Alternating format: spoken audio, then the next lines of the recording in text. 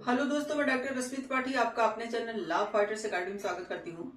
दोस्तों, आज की सेशन में जो मैं केस लेके आई हूँ वो सुप्रीम कोर्ट का लेटेस्ट केस है।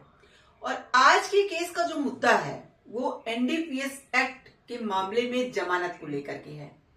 तो चलिए हम लोग अपना सेशन स्टार्ट करते हैं और इस बात को विस्तार से जानते हैं कि एनडीपीएस एक्ट का जमानत का ऐसा कौन सा मामला था जो सुप्रीम कोर्ट के सामने पहुंचता है और क्या जो है किस कारणों से सुप्रीम कोर्ट तक यह मामला पहुंचता है।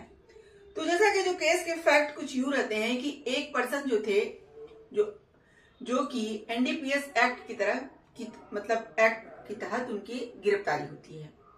तो गिरफ्तारी जब होती है तो जब उनका केस हाई कोर्ट में जाता है जमानत के लिए, तो हाई कोर्ट ने यहाँ पे उनको जमानत दे दिया।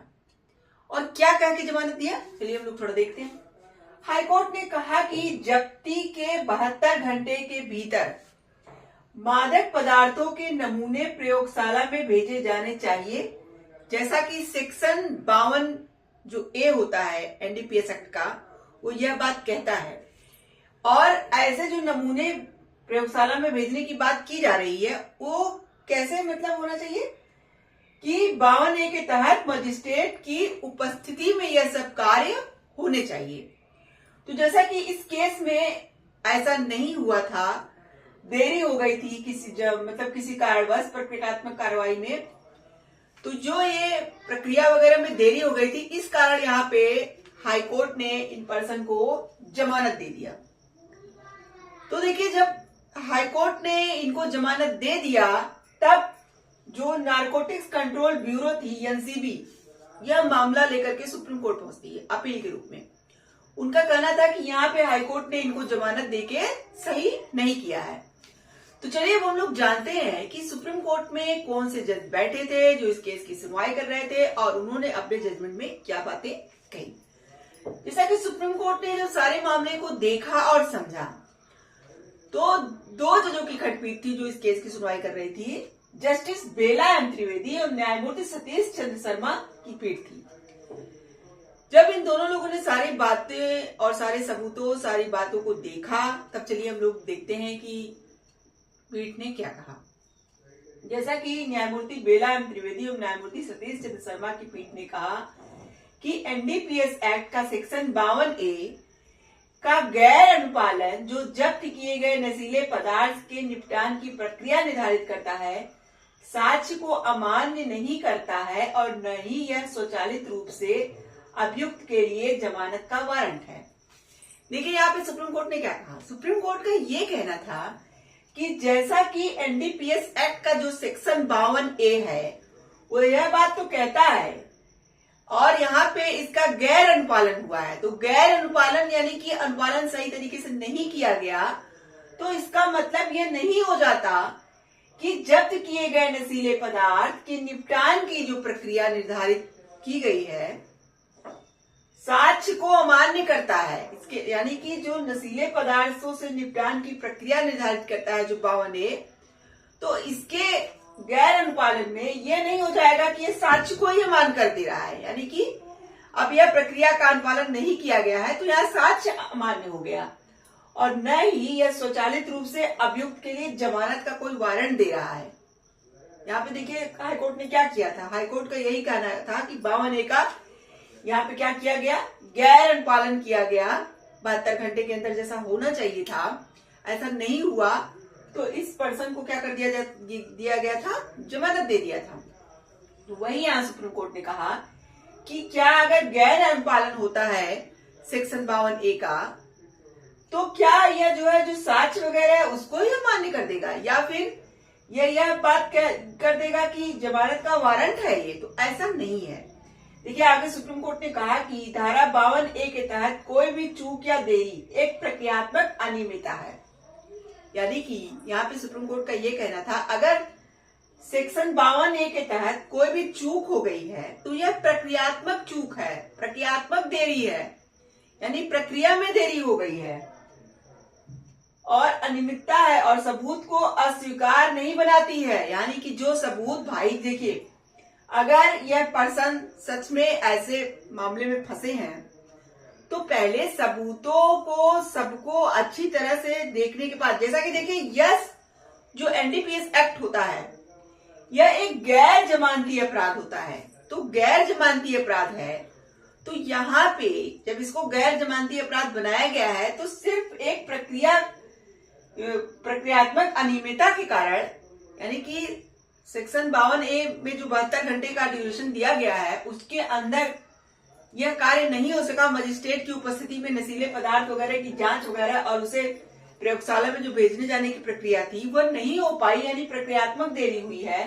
तो यहाँ पे सुप्रीम कोर्ट का ये कहना था। तो इसका मतलब यह नहीं है कि यहाँ पे सबूत ही बेकार हो गए और आप इस आधार पे जो है पर्सन को क्या कर दीजिए, जमानत दे दीजिए। कोर्ट का यह कहना था कि सबूत की को अस्वीकार्य नहीं बनाती है कि अगर इसकी प्रक्रिया में देरी हो गई तो। कोर्ट ने कहा कि प्रत्येक मामले का मूल्यांकन उसकी विशिष्ट परिस्थितियों के आधार पर किया जाना चाहिए तथा केवल प्रक्रियात्मक गलतियों के आधार पर अभियुक्त को जमानत पर रिहा नहीं किया जा सकता है। यहाँ पे देखिए हाई कोर्ट ने जो अपना डिसीजन दिया था इनको जमानत देने का, यहाँ पे सुप्रीम कोर्ट का मानना था कि यह सही फैसला नहीं था, क्योंकि यहाँ पे सुप्रीम कोर्ट ने कहा कि प्रत्येक मामले का मूल्यांकन उसकी विशिष्ट परिस्थितियों के आधार पर किया जाना चाहिए। जैसा एनडीपीएस एक्ट जो होता है हमारा जब गैर जमानती अपराध है तो इसकी जांच परख करके ही कि व्यक्ति को फंसाया गया है या व्यक्ति खुद ऐसा कर रहा था, तो यह सब बातों की जब जांच परख अच्छे से कर ली जाती है तब इस केस में जमानत दिया जाता है। तो यहाँ पे यही कोर्ट ने कहा कि उसकी विशिष्ट परिस्थितियों के आधार पर किया जाना चाहिए तथा केवल प्रक्रियात्मक गलतियों के आधार पर अभियुक्त को जमानत पर रिहा नहीं किया जा सकता है। यहाँ पे हाईकोर्ट ने यही तो किया था, उन्होंने देखा कि प्रक्रियात्मक देरी हो रही है तो इस आधार पर उस पर्सन को जमानत दे दिया था।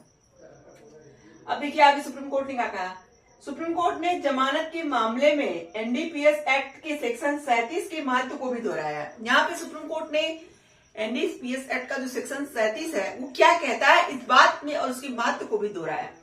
जैसा कि एनडीपीएस एक्ट का जो सेक्शन 37 होता है वो कहता है कि इस धारा के तहत निष्कर्षों की अनिवार्य रिकॉर्डिंग नशीली दवाओं से संबंधित अपराधों में जमानत के फैसले के लिए महत्वपूर्ण है।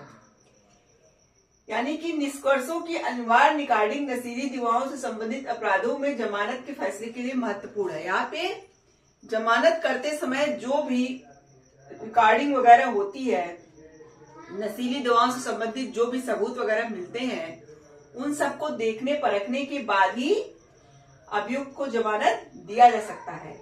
तो यह सेक्शन 37 कहती है।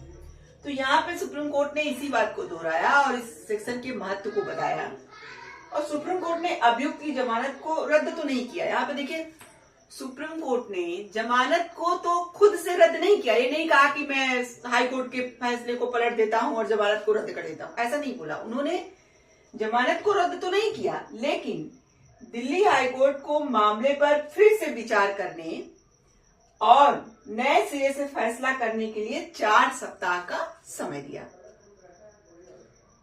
देखिए यहाँ पे जब एनसीबी वालों ने अपील डाली कि जैसा कि दिल्ली हाईकोर्ट ने इस जो पर्सन थे जो पकड़े गए थे एनडीपीएस एक्ट के तहत, उनको जमानत दे दिया है और ये जमानत सही नहीं है क्योंकि प्रक्रियात्मक देरी जो हुई थी उसके कारण ही यहाँ पे जमानत पर्सन को दिया गया है।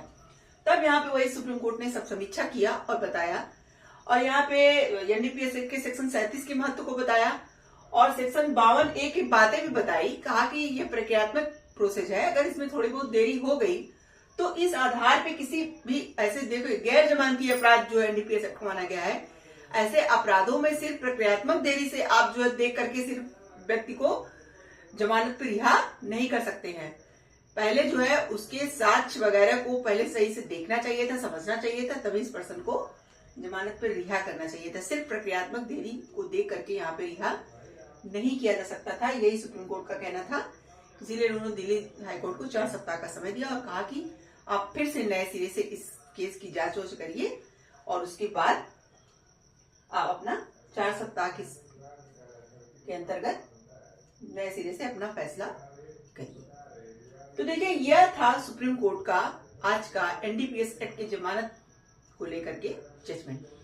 तो देखिए हम लोगों ने क्या समझा आज के जजमेंट से, हम लोगों ने यही समझा कि ऐसे केस में अगर कोई प्रक्रियात्मक देरी हो रही है तो प्रक्रियात्मक देरी को देख करके जमानत नहीं दी जा सकती है, क्योंकि यह एक गैर जमानती अपराध है। और इसमें जो है जब साक्ष्य को सबको सब कुछ देखने के बाद कोर्ट को लगता है कि हाँ पर्सन को जमानत देना चाहिए, तभी जमानत यहाँ मिलती है।